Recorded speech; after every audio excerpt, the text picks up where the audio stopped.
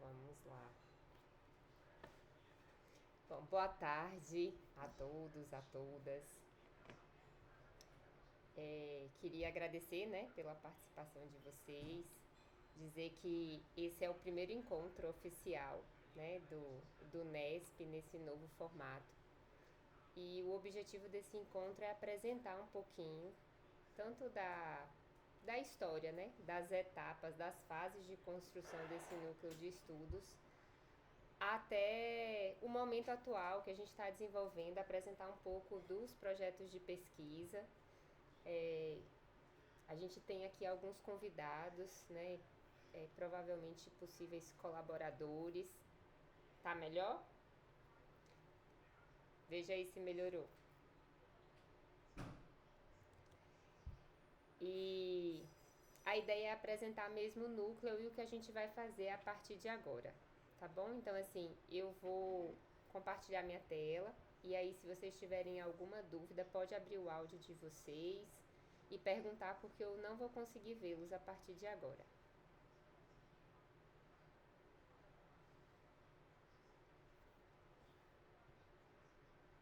Vocês conseguem visualizar aí minha tela?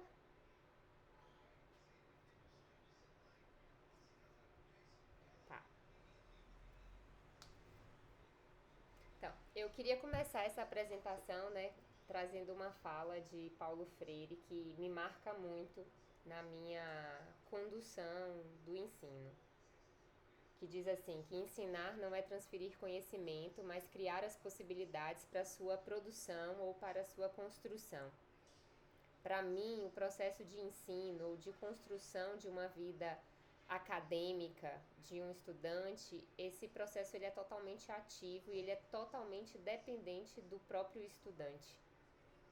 O professor, ele não consegue transferir, ele não consegue passar como que por osmose aquilo que ele tem. Até seria bom se assim fosse, né?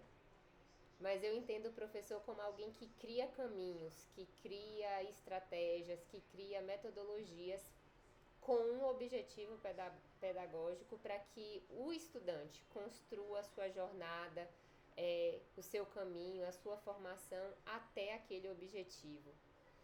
E eu acho que isso foi o que acabou potencializando para a construção do NESP durante todo esse tempo. Vocês vão ver aqui que existem várias etapas de construção do NESP, né?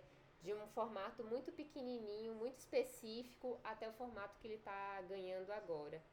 E talvez o maior segredo tenha sido justamente a possibilidade de aprender com os estudantes, de entender as demandas que eles traziam e como que eu poderia, enquanto docente, ajustar, né, esse núcleo de estudos para que os próprios estudantes alcançassem os objetivos e as demandas que eles estavam tendo naquele momento.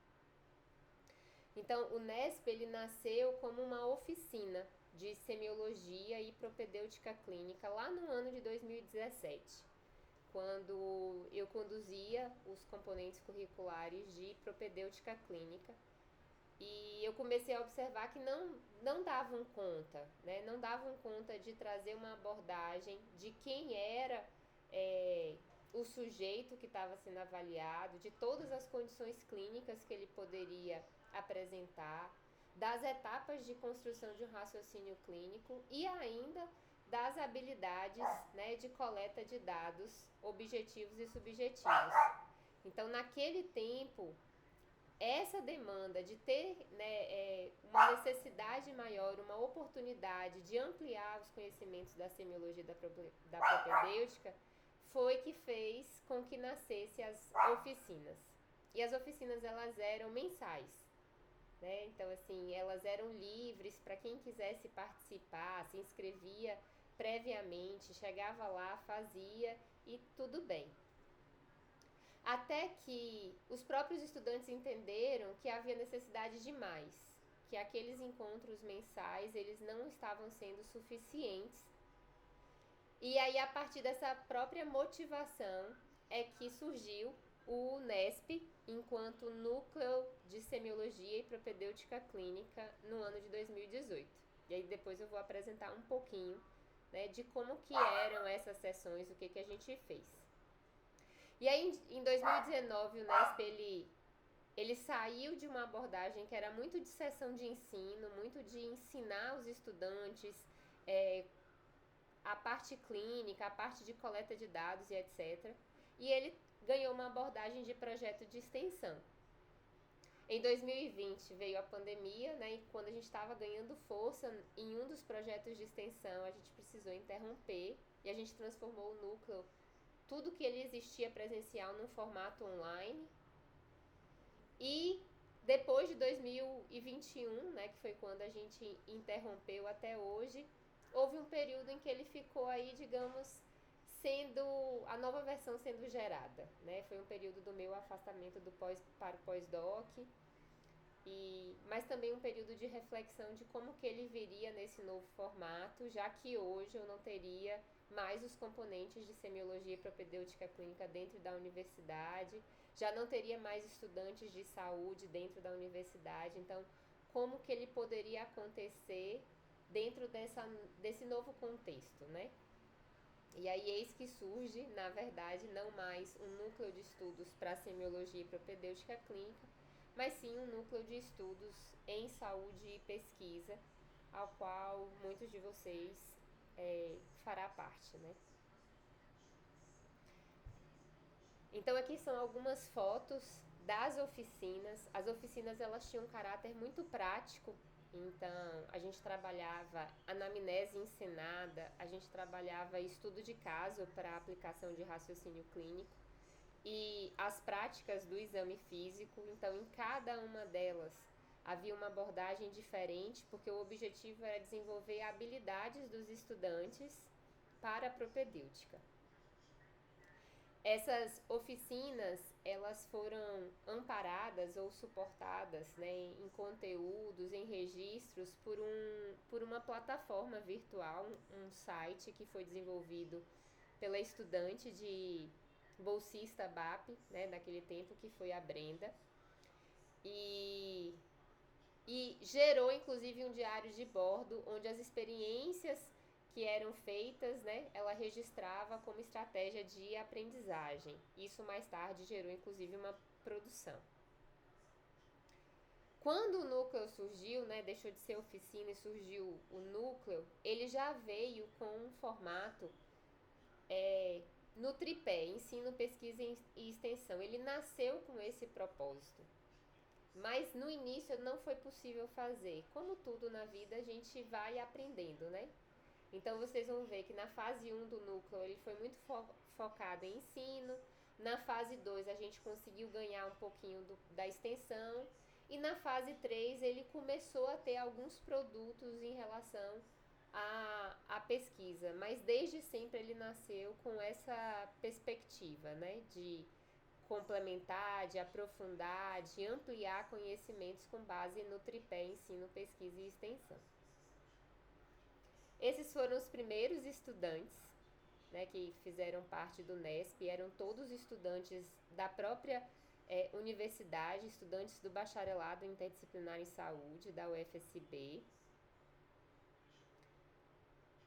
E esse primeiro formato, ele tinha uma oferta semanal, então era toda semana a gente se reunia num período de 3 a 4 horas pela manhã, e ele tinha um formato híbrido, né? Ele tinha uma metodologia que era ajustada ao tema da aula, que era criada pelas equipes de aprendizagem.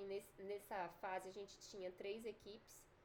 Então, uma equipe que dava conta das bases morfofuncionais, que iniciava um tema, por exemplo, gestação.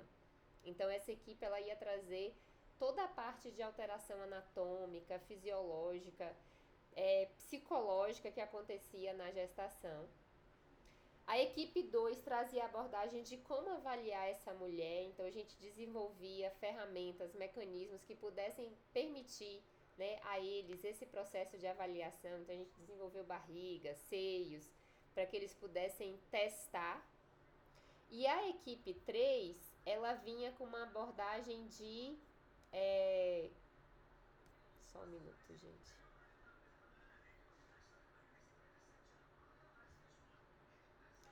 ela vinha com uma abordagem de evidências científicas para dar suporte ao que já havia sido falado, né?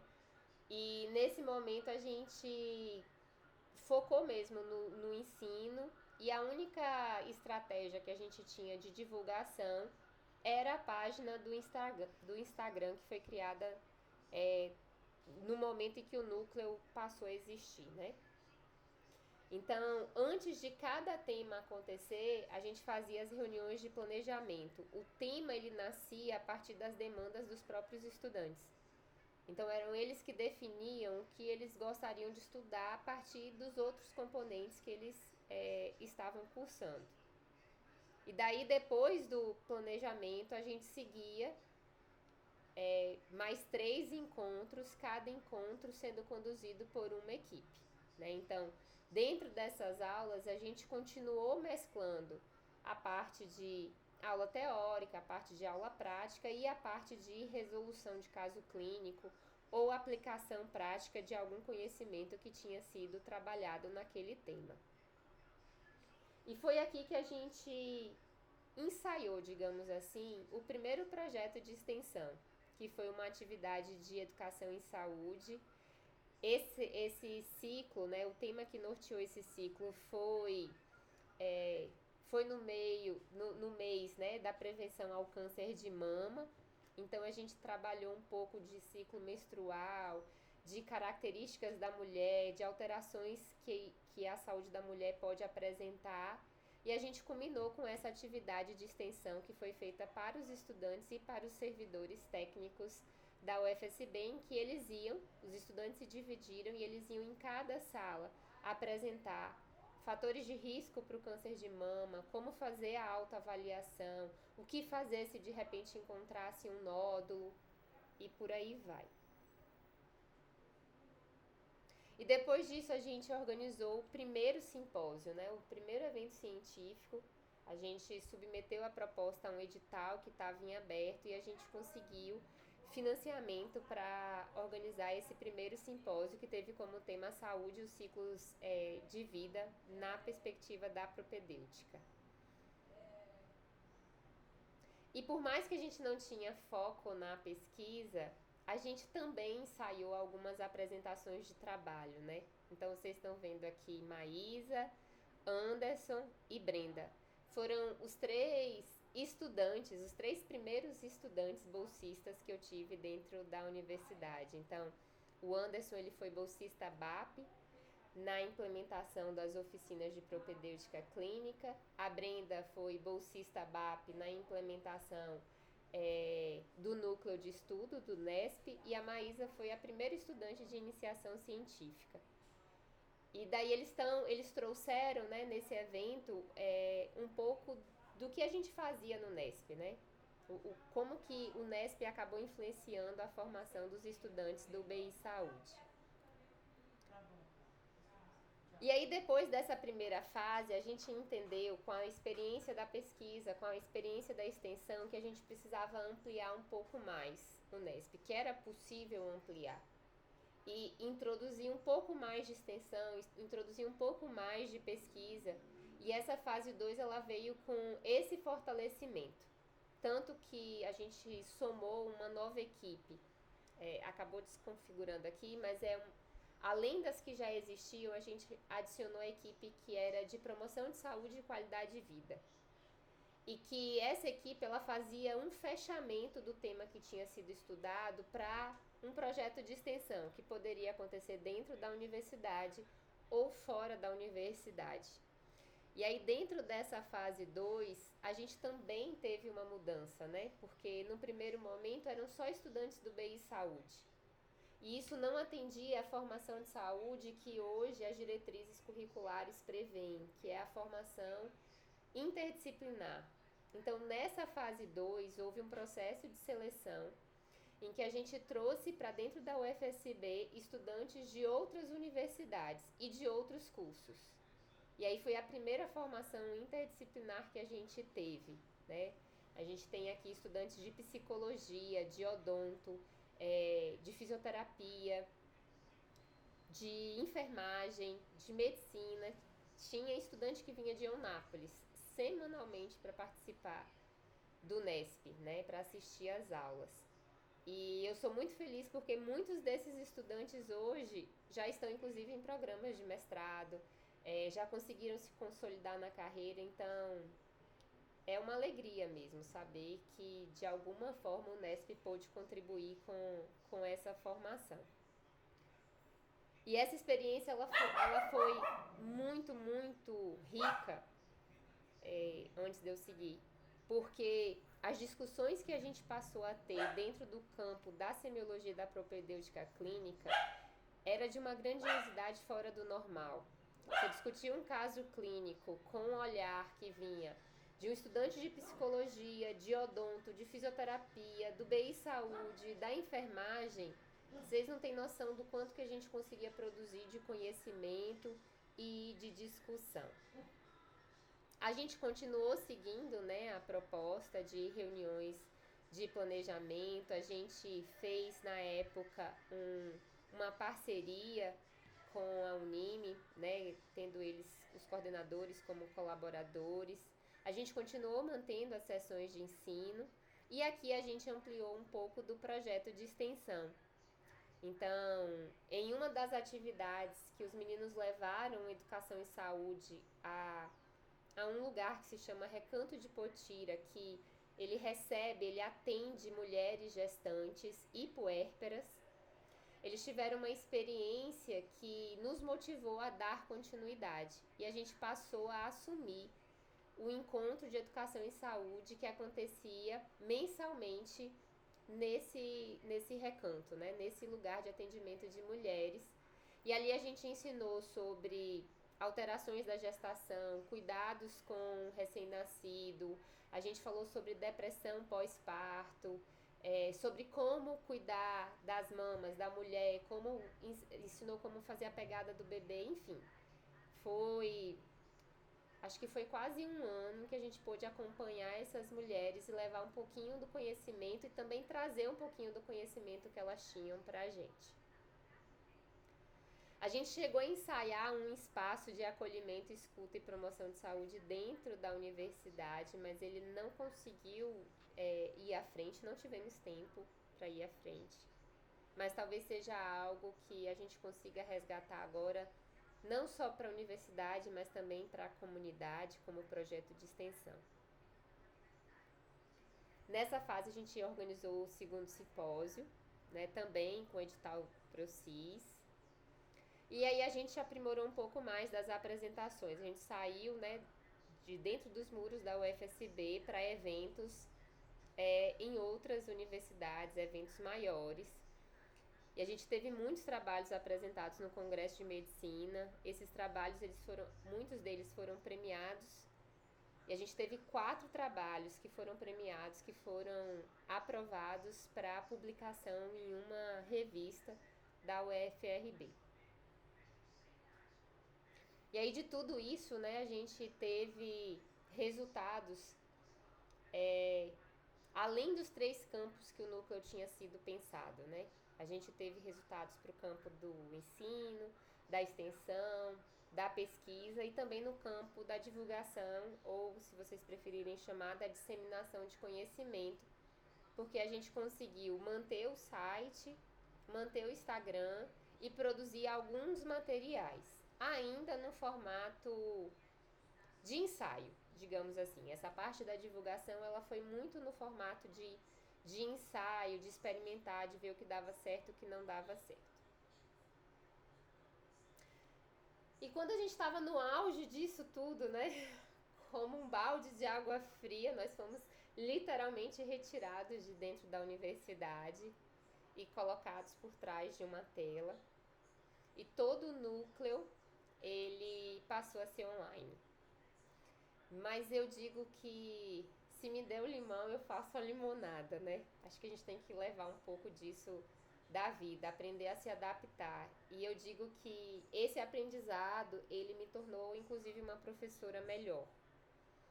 Porque eu aprendi a otimizar as minhas aulas e a focar no que de fato faz sentido, a ser mais específica, a ser mais objetiva, a ter mais limpeza nos conteúdos que são apresentados, porque em uma aula online não dá pra gente ter muito tempo, porque ela cansa muito mais do que uma aula presencial, né?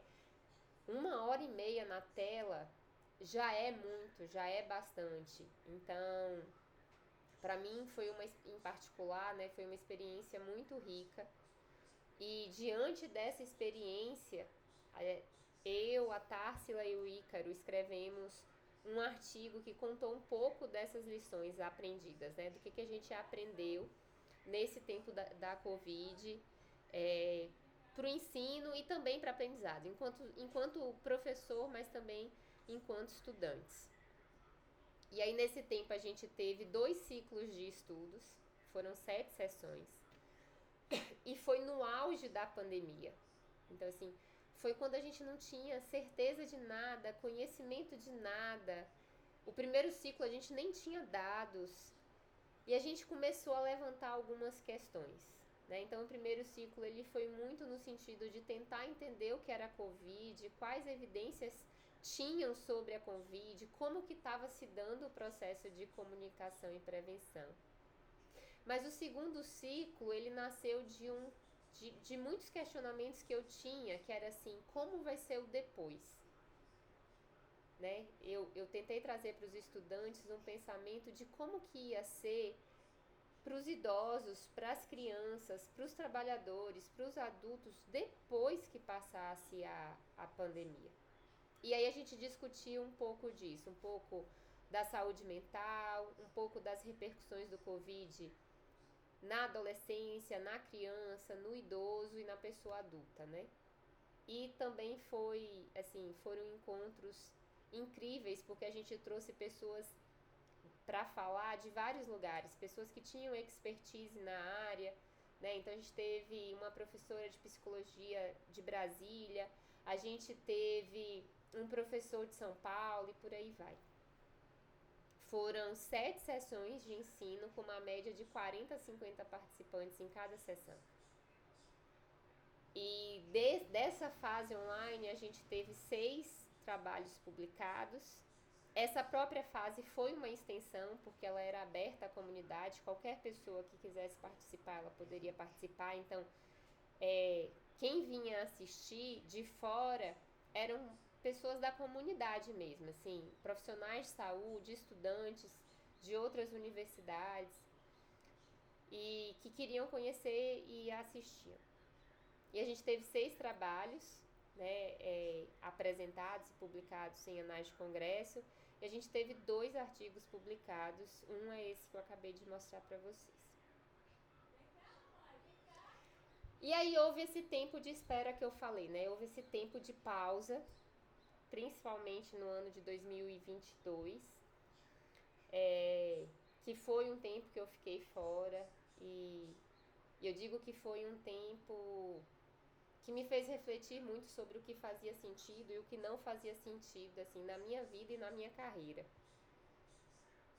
E fortalecer um pouco, assim, do meu propósito de vida enquanto educadora, enquanto pesquisadora, enquanto ser humano. E de tudo isso nasceu esse novo formato do núcleo, porque no tempo passado também foi as primeiras experiências que eu tive enquanto professora de um programa de mestrado, né? Tanto da UFSB quanto da UESC, e eu pude aprender, por exemplo, eu pude aprender com o professor Marcos, que é o coordenador do programa de educação física da UESC, eu pude aprender com o professor Davi, que é um professor do grupo de pesquisa de comportamento sedentário e, na verdade, hoje de comportamento 24 horas. Eu entendi como é que se dava essa dinâmica de grupo de pesquisa ligado a CAPES, ao mestrado, o que fazia sentido de produção. E também pude aprender estando no pós-doc, né, com o programa de fisioterapia da Unicid. Então, são programas diferentes, né? A Unicid é um programa muito consolidado, que já tem mestrado, que já tem doutorado, que os professores são pesquisadores de referência, que, né, são bolsistas de produtividade, enfim, tem uma penetração internacional. E esse tempo foi um tempo de muito, muito aprendizado. e de uma direção específica, né? E foi daí que nasceu esse novo formato, inclusive com uma nova cara, né? O NESP hoje, ele faz parte, ele é um grupo de pesquisa registrado na CAPES, então aqueles que ainda não estão podem entrar no Lattes e pode pedir para se incluir nesse grupo de pesquisa que eu coordeno, e você vai receber um selo, né, o selo da CAPES. Isso é importante para o currículo, isso é importante para o programa. E ele vem agora com o objetivo de complementar, atualizar, aprofundar, né, pesquisar e difundir conhecimentos nesse contexto de saúde de pesquisa clínica, né? Parece amplo, mas é porque de fato as pesquisas que eu tenho conduzido e orientado, elas têm um caráter muito amplo, a depender da característica que o estudante vem, da abordagem que a gente está olhando ali naquele momento, né? Hoje eu digo assim que eu nem sou mais fisioterapeuta, eu nem consigo me ver como fisioterapeuta, porque o meu tempo na UFSB, com tantos professores, com tantas experiências no campo da saúde, me fizeram entender saúde num olhar muito, muito amplo, né? Não só específico para os métodos e técnicas aos quais eu fui formada na minha graduação. E aí eu acho que o núcleo ele tem essa característica também. E ele tem a previsão de atividades mantendo, né? Ele vem, na verdade, apenas fortalecendo, aprimorando o que a gente já vinha fazendo antes. Então, toda atividade de ensino, de extensão, de pesquisa e de disseminação do conhecimento, ela vai continuar, mas não no formato das equipes, não com o objetivo da semiologia e da propedêutica. Agora o estudo é, de fato, sobre saúde e pesquisa. Tanto que os pilares mais fortes do núcleo serão, sim, os projetos de pesquisa, as publicações e a disseminação do conhecimento. Então, pela primeira vez, aquilo que a gente vinha ensaiando de fortalecer a divulgação, né, do que a gente fazia, dos conhecimentos que a gente produzia e que ficou num campo de ensaio, dessa vez eu quero fortalecer ela. Eu quero aprofundar um pouco mais. E o núcleo ele foi inserido no contexto de projeto de pesquisa BAP, né? Ele foi aprovado e a gente já tem, na verdade, um possível responsável por esse projeto de extensão, um estudante bolsista que vai vir somar com a gente e que vai ajudar justamente nessa parte de disseminação de conhecimento. Então, hoje o núcleo ele é formado por estudantes de mestrado e de iniciação, né? Então, a gente tem a Ariane e a Marcela, que fazem parte do programa de mestrado de Educação Física da UESC. A gente tem a Renata e o Silas, que foram os meus primeiros estudantes do mestrado de Saúde, Ambiente e Biodiversidade da UFSB. A gente tem a Tatiele e o Rodrigo, que são estudantes, né, do programa de mestrado da UFSB, mas da segunda turma. E eu tenho o privilégio de trazer comigo estudantes da origem do NESP, praticamente, né? A Jennifer fundou as oficinas, veio para o NESP, continuou como iniciação e hoje ela é colaboradora, né, do núcleo ainda, enquanto iniciação científica. O João o João e a Lucy, né, que são as minhas mentes da tecnologia e com um potencial de pesquisa, de escrita, assim, fora do normal. E que também vieram da origem do BI, do NESP e hoje fazem parte aí, eu digo que eu vou resgatá-los para o mestrado. Então, esse é o nosso grupo hoje, né? A partir de agora, a gente vai ter esse estudante bolsista BAP, que vai me ajudar a coordenar as atividades, a organizar a divulgação de conhecimento do NESP, né, resgatar aí o Instagram do Nesp, que ficou parado esse tempo todo. E eu vou abrir 4 vagas para estudantes de fora, né, estudantes que ainda não estão no mestrado, mas que têm interesse em entrar no mestrado da UESC ou no mestrado da UFSB. Então, na verdade, são 3 vagas. Uma das vagas já está ocupada, a Malu já manifestou interesse, está aqui assistindo e ela já vai fazer parte com a gente, né, Malu?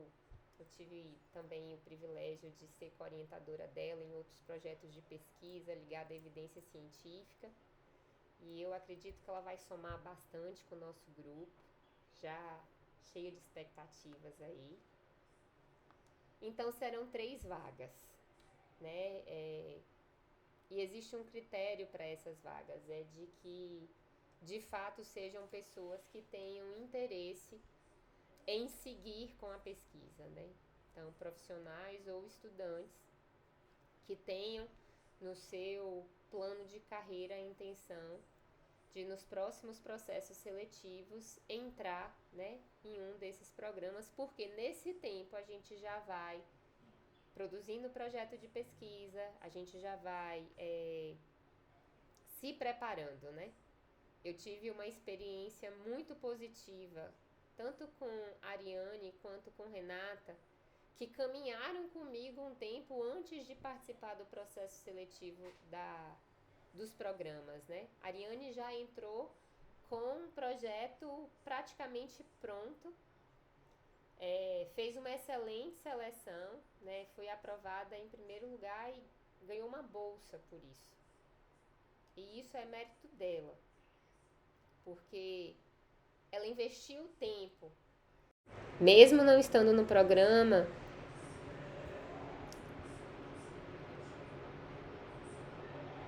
Eu acho que eu caí.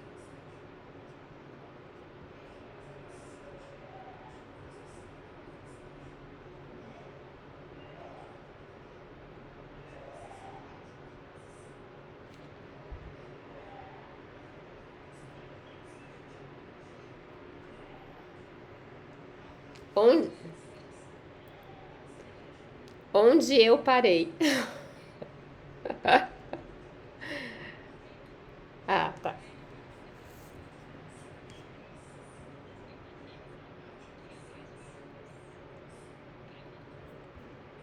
Tá, tá. Deixa eu ver se ainda tá gravando. Só um minutinho. Acho que tá.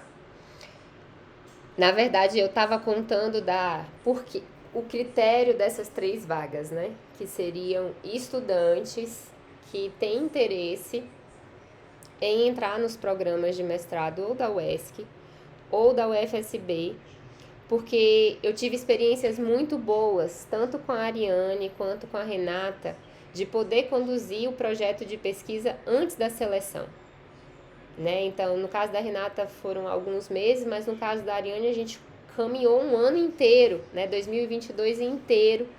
A gente acabou estudando, amadurecendo, pesquisando, e quando ela entrou no programa de mestrado, o projeto dela estava praticamente pronto, né? Praticamente desenhado, e ela foi aprovada em primeiro ou segundo lugar, não me lembro, mas isso conferiu a ela a oportunidade de ser bolsista, né? De receber uma bolsa para poder estudar, para poder fazer o programa. E isso é muito bom na carreira acadêmica, né? Ser bolsista, ter um financiamento, isso é excelente para o currículo. E eu digo que isso foi muito mérito da Ariane, e da Renata também, porque antes mesmo, né, de saber que seriam aprovadas, elas investiram um tempo nelas, elas investiram um tempo no projeto. E essa é a ideia dessas vagas que virão, é que enquanto não há a inscrição, os estudantes vão sendo preparados, né? Participando, colaborando, coletando dados, escrevendo seu próprio projeto de pesquisa. Eu vou sentindo qual é a área que esse estudante tem mais afinidade, enfim. Então, esse vai ser o critério de seleção, que sejam pessoas de fato interessadas em seguir aí a vida acadêmica num programa de mestrado. Hoje eu tenho 4 linhas de pesquisa, né? 4 linhas macro. Na verdade, tem mais uma que não está aqui, que é da tradução do conhecimento científico, que é a linha de pesquisa que eu estou estudando no pós-doc. E que tem a ver com evidência científica, tem a ver com elaboração de diretrizes para prática clínica, de implementação da ciência e etc. Então, essas linhas de pesquisa, elas incluem um grupo de estudos que está sendo realizado na linha de espiritualidade, saúde e trabalho. Então, é uma linha que resgata esse elemento da espiritualidade como base do conceito ampliado de saúde. E a gente está olhando para os efeitos disso em trabalhadores. A segunda linha, ela é uma linha bem ampla, porque, na verdade, ela engloba tanto o processo de construção da ciência, de disseminação do conhecimento, implementação do conhecimento, a formação dos estudantes de saúde e o uso de tecnologias para intervenções em saúde. Então, ela tem uma amplitude grande, daqui a pouco vocês vão conhecer os projetos que estão nela. A terceira linha, ela é uma linha que nasceu no meu mestrado e que trata da adaptação transcultural de instrumentos, né, de questionários, de escalas e de instrumentos desenvolvidos, né, tanto a adaptação transcultural quanto o teste de propriedades de medida desses instrumentos para avaliar condições de saúde, condições de ambiente e de trabalho. E a quarta linha de pesquisa, ela trata de intervenções para a promoção de saúde e prevenção de doenças musculoesqueléticas. Então, ela também é uma linha ampla, porque ela envolve tanto programas de qualidade de vida no ambiente de trabalho ou para trabalhadores, quanto prevenção de doenças, e aí a ênfase, ela é muito mais de doenças musculoesqueléticas. E hoje a gente tem projetos, vocês vão ver que a gente tem projetos nas 4 linhas, né? Então, um dos estudos, inclusive, ele perpassa 2 linhas. Então, a linha 1, que é a linha da espiritualidade, saúde e trabalho, hoje a gente tem um projeto de pesquisa que está sendo conduzido, é um projeto de iniciação que está sendo conduzido por Lucy, e ele fala da espiritualidade, saúde e autocuidado em estudantes e profissionais de saúde. É um estudo transversal, né? Nesse momento ele é um estudo transversal, ele é um estudo diagnóstico, mas a gente tem a intenção de dar continuidade a ele através de grupo focal, através de intervenções no futuro. A gente tem um projeto de pesquisa que está sendo conduzida pela Tati, que é como avaliar a espiritualidade no ambiente de trabalho. E a dissertação dela, ela tem 2 produtos. Um é uma revisão sistemática de quais instrumentos, né, que existem, que avaliam a espiritualidade dentro do ambiente de trabalho, e a outra é o teste, né, a adaptação e o teste de instrumentos dentro, né, do ambiente de trabalho. Esses 2 projetos, eles se complementam, tá? Então, tanto a Lúcia é colaboradora do projeto da Tati, quanto a Tati é colaboradora do projeto da Lúcia. E a gente fecha essa linha com o estudo da Ariane, que é um programa de atividade física com estratégias espirituais em trabalhadores que tenham dor musculoesquelética. Então, é um ensaio controlado, randomizado, em que a gente tenta incluir intervenções para a saúde física, mental, espiritual e social. E a gente pensou em trabalhadores de saúde, mas a gente está desenhando talvez ele para qualquer trabalhador em um formato online. Então, o estudo da Tati perpassa, por exemplo, a linha de propriedades de medida, e o estudo da Ariane perpassa a linha de evidências científicas também, por conta de possível uso de tecnologia. Hoje, na linha 2 a gente também tem três projetos, né? Então, o projeto da Renata, que tem a colaboração do João, e que é um programa e-health de autogerenciamento para trabalhadores com risco ou com dor lombar. Então, a gente fez um desenvolvimento de um aplicativo em que trabalhadores que percebem a exposição a fatores de risco que causam dor ou que já tenham dor, eles podem acessar e a partir da autoavaliação que eles fazem, eles estão direcionados a orientações específicas para controle e para prevenção daquela dor. A gente tem o estudo do Silas, que a gente está começando a olhar para as mídias sociais como ferramenta de disseminação do conhecimento científico sobre saúde. No caso dele, é específico sobre a saúde do trabalhador e a ergonomia, mas a ideia, ele também está fazendo uma revisão sistemática e alguns dados, coletando alguns dados. A ideia é que os resultados do estudo dele nos ajudem, enquanto Nesp, a pensar as melhores estratégias de disseminação do conhecimento nosso, né, no campo especialmente do Instagram. E a gente tem o projeto do Rodrigo, que recebe a colaboração da Jennifer. Na verdade, esse projeto ele nasceu da iniciação de Jennifer e ele está sendo aprofundado e aperfeiçoado pelo Rodrigo, e que trata de conhecimentos e habilidades para o uso de evidências científicas na tomada de decisão clínica. A gente está olhando para a formação de estudantes de medicina e o quanto que eles possuem o conhecimento, e não só o conhecimento, a capacidade de tomar decisões baseadas em evidências. A linha 3 é o estudo da Tati, né? Eu nem coloquei aqui.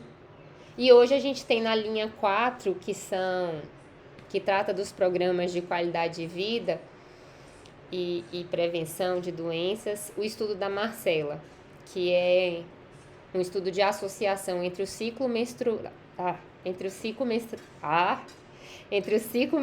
da mulher e desfechos de produtividade, nível de atividade física, sono e qualidade de vida em mulheres trabalhadoras, né?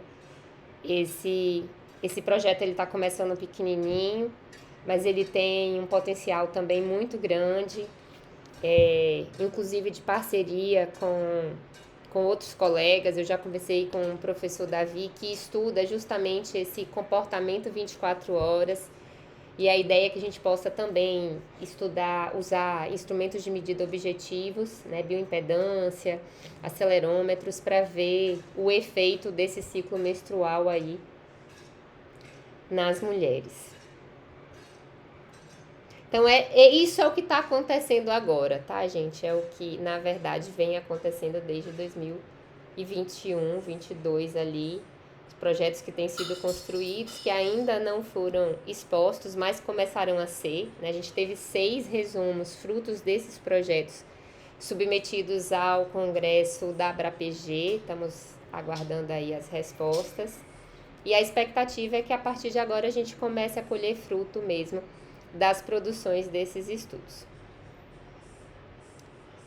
E aí, antes de abrir para perguntas de vocês, eu já queria deixar assim avisado que as nossas próximas ações, né? Já fazer o convite aí, a Renata vai acelerar o coração, mas eu vou ter a primeira qualificação e estou muito orgulhosa, inclusive, do resultado dela, que é da Renata, do João.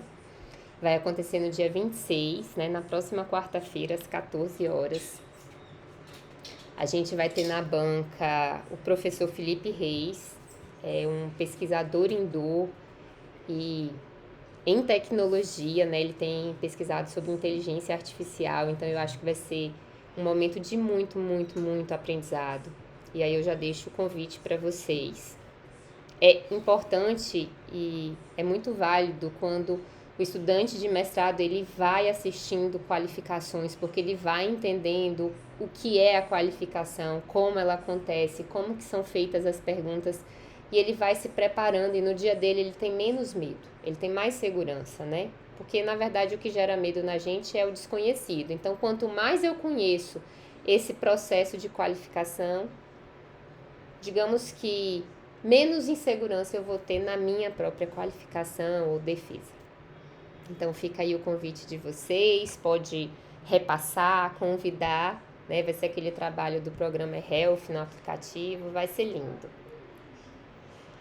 E eu tô deixando aqui já o convite da primeira oficina, que vai acontecer no dia 4/5, também nesse horário de 16h30, que é uma oficina para gestão de tarefas, né? O nome da oficina é A Vida Cabe no Lattes, e é uma abordagem sobre gestão de tarefas mesmo. Como que eu consigo conciliar a minha vida pessoal, né, a minha vida profissional e a minha vida de estudante de mestrado, de iniciação científica ou de graduação também, né? Então já fica também o convite para vocês e podem repassar. A gente vai ter um canal, esqueci de dizer, a gente vai ter um canal no YouTube, então essa apresentação aberta e todas as outras que virão a gente vai subir, deixar disponível no YouTube, e daí vocês podem compartilhar para pessoas que não puderam vir, não puderam assistir e que vocês acham que faz sentido. E aqui eu agradeço, muito obrigada mesmo pela participação de vocês. Eu vou encerrar a gravação.